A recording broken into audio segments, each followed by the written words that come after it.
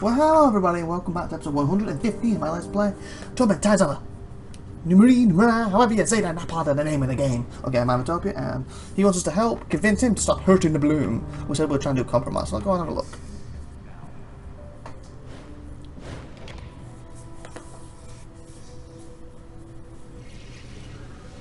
Guess it's that guy. Yep, that's the name. The name of the game. Hey, construction. Stuff in here. Oh, there's a lot of stuff to access before I talk to you. Oh, sugar. It literally is accessing it. I thought it was going to give me this little speech bubble. An odd device sits in the middle of the room. It almost looks like a capsule of some sort, but it is covered with ducts and ports and vents, and a strange blue light emanates from it. Cables run from its base throughout the room, attached to various devices. It vibrates with a mild, occasionally stuttering pulse. When it falters, the field that protects the interior of the shanty briefly fades. Shut the device down.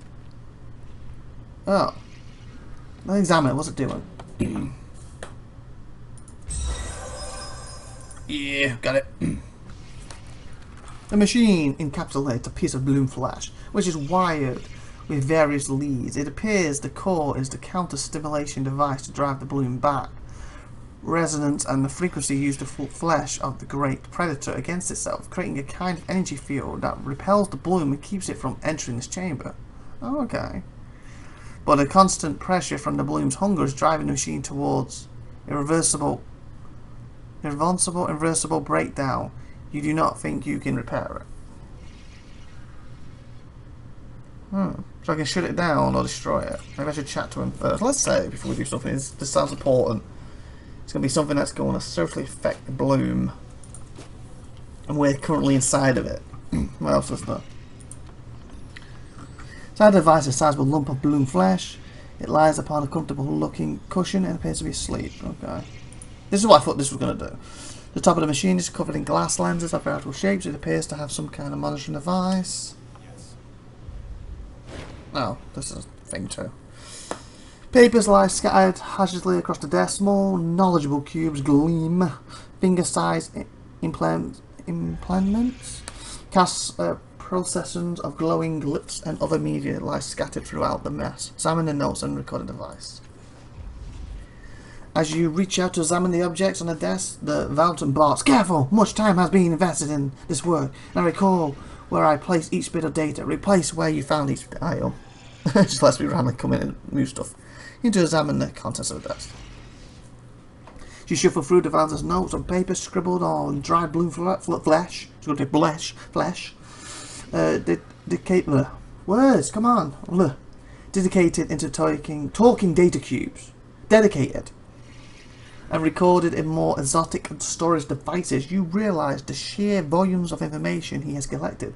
It is a trove of arcane technological observation of the bloom, loosely organised into a number of categories: behaviour, self-others, communication, self-others, influences influenced by, mores, how to open, how to close, how to divert, history, unrecorded, recorded, observation, conclusions. Every data point leads to a reference in another document. Some of those links are simply note guessing where the data is located based on the Valjan recollection. If you knew where to start analysing his enormous collection of knowledge, you might be able to get somewhere.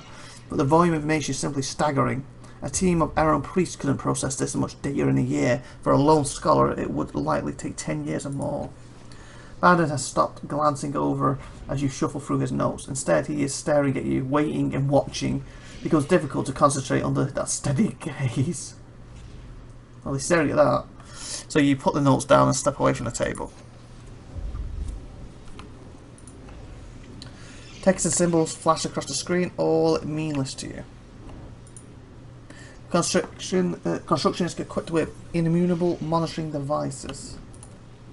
Lines swoop and whirl across the levelly sheet depicting what appears to be a map. Text and symbols flash across the screen, all of it meaningless to you. Symbols flash across the screen, all it meaningless. The bucket is filled with quivering chunks of bloom flesh and organelles. On the shelf you see a few discarded notes and old books. A rack of test tubes sits alone and forgotten, overgrown with bloom for flesh. I'm going to say blessed, and again, flesh. These tanks contain floating blobs of plant and algae matter. They could serve as basic but unpleasant food source. I guess that's for him. Okay, let's save. And then we're going to have a little chat with him, and then we'll chat with him, and then decide what we're going to do with this. And should therefore destroy it. Some blades cover the surface of this hulking metal construction. Its scalloped skin looks like a suit of intricate armor. The joints able to bend in directions impossible for a human, though the construct is immobile. Something in its design sparks a frisson of inviolable dread within you, as if you were a predator regarding you. As if it were a predator regarding you. The design of this construction is remarkably reminiscent of that of Waits for Prey, and the construction you saw in the Malvern courtyard. Examine the construction.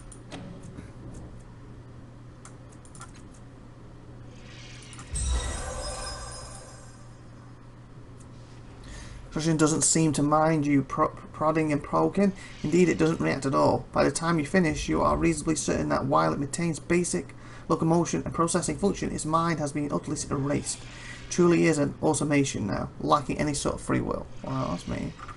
Some of its weapon systems have also been deactivated through killing blades or what does teleport now?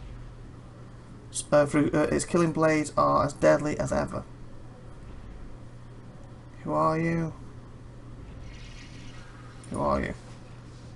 Continues to stare impassively ahead, ignoring your attempts to conversate. Well, it's managed where it's going to. If it weren't for the faint hum from within its chest, you would question whether it's even functioning. What are you? Totally silent, doesn't acknowledge you at all. You speak. Totally silent. Hello. How about yourself?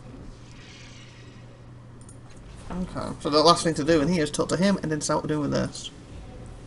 Hopefully he's not a big long thing.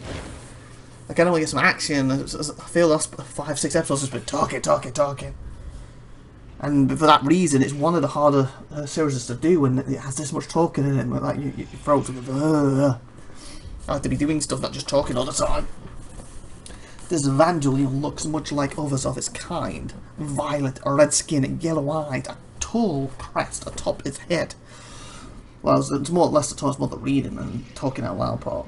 This one appears to have chosen a male form for now. He wears thin lenses over his eyes, and some strange device encircles his head with weighted attachments dangling at the ends of long straps. His calloused, pointed fingertips are stained, and his garments are unkempt and disarray.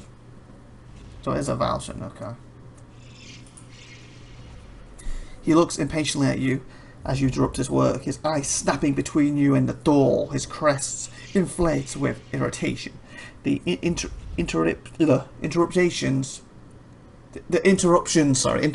continue. What would you have of Lorux? Why did you keep looking at the door? He sighs. Apologies from me. The noise and constant interruptions from these outside are inconducive to proper behaviour. They have been escalating their discussions toward violence. Making a note. Okay. The experiments conducted within the chamber are perhaps unlikely to gain the favour of the Bloom. Indeed, the great beast has evinced some displeasure. Its pathetic worshippers are gathered here to mock. Have begun seeking ways to stop me. Here to mock. Effort to appease their dignity. It gives you a hopeful look. I would reward anyone who can drive them off. Oh, so you want me to drive them off? And they want me to stop you. He shrugs. Not a fudge. But knowledge has always had its detractors. They will do what they must as long as my work lives on. I care not. He turns his head from side to side, seeing you with both his eyes. What would you have of me? So the what do you do here? Look, smell, taste, measure, understand. Though his voice is flat, you can see the pleasure in his face. Apprehension is the key to knowledge. The Bloom is a creature unlike any other. Who has taken the time to study its nature? The first is Lovax. The work done here will illuminate the Bloom for those who follow. For decades have I been here. Physical structure, biological needs, behaviour, mental construction, known history of the beast, history of inhabitants. All these things have I gathered. Where does it originate? I believe a twin star holds the answer. I place a howling winds and immense gravity. Fear tells me that this creature is not yet mature, that the years will see its size increase. Okay, so you're saying it's a baby. Or a teenager, maybe. Reality bends around the bloom, its ways twist and turn, but even where stability is assumed, the bloom's presence resists understanding, it resists mapping. This is the importance of my work, to make secrets known so that all may benefit. So overall, what you're believing is better than what they're saying, so that's good. It's a device in the middle of the room. Bloom detests those who seek to understand it on a rational level. For some time now it has sought my destruction, to erase all accomplished here. The device generates a multi-spectral field and repels the bloom of answers. Lips curls, but this means only that it waits for me without. Had other devices not been available to create food and drink, I should have perished here. Okay. So you want to learn about it and it doesn't want you to know about it. And they basically think, you're hurting our god. Basically. Tell me about that construct in the corner. Many years ago, it came to my door. It vowed service to me. If its memories and personality could be erased, I did not ask why, just as I would hope to have my own reasons respected. He rubs his eyes. It now serves to protect me against those who would do me harm, more specifically the murderers and cruelers. Oh, so in other words, if I tried to shut this down, that thing would attack me. Huh. Good to know. Hence why it's sort of like a prejudice thing on me when I came close to it. Well, since I didn't attack him or shut this down, he stayed. Thinking about the device in the centre of the room again. That'll work. The bloom is a question. It is answers what that I seek. Is there an easy way to deactivate it or something like it? Yeah, that's something. Why would I tell you that so you could turn it off to destroy my stuff? No. He regards your flattery with both eyes, flatly, turning his head his way, and at last he speaks. With the blooms followed outside my door, the risk of transmission of this information to potentially dangerous parties is unacceptable. You will not have the answer. Told you. Tell me again how to activate. What do you think would make the bloom cultists leave you alone? Defeating them with reason, arguments would be difficult.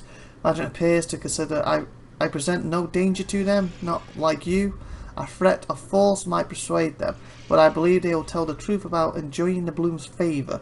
To oppose them is to draw its error.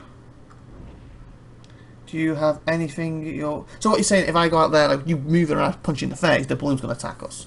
So if I push you away, that attacks us. If I push them away, bloom attacks us. So far I like the odds in here better than the bloom. Anything you want to sell? He looks around. That's called a desk. I do not appreciate a need for these devices any longer. Perhaps you can serve them. Heals. So that'd be good. 115. Is that for 1 or 4? Ooh, what's this? 9 physical light range. 30. Oh. Nice better, isn't it?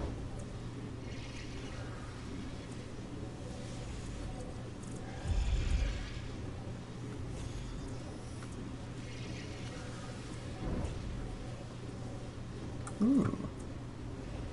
2 resistance. Ah, that tells me there. 15 evasion, that'd be good. 15 willpower. 50% deception task. 5% on the thingy. 15% evasion, that's that. I'll take for 1 round. Well, this one's all the time. Ooh, I like that. Oh, 720. Ah, I don't have that. When damaged by energy, chemical, mental, or transcendental damage, confirms spirit rounds, 50% evasion. So when it's damaged at 50% for 1 round, well, this has it all the time. With the willpower. So this is actually better then, isn't it? The only thing this has better is the resistance.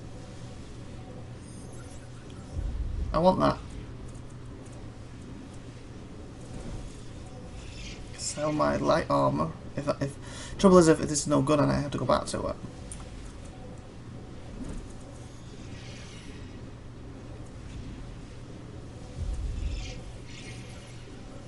I want the healing stuff.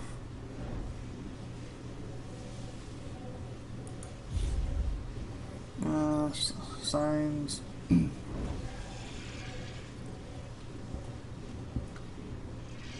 Sell. I need the money.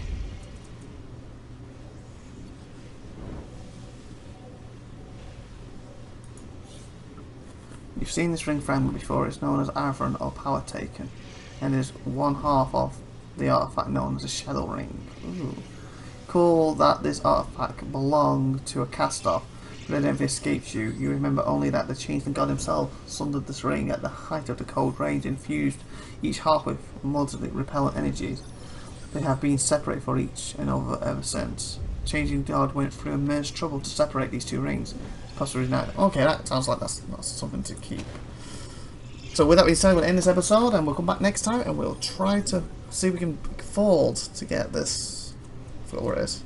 This cloak. So like, subscribe, and all that stuff. See you next time. Bye everyone.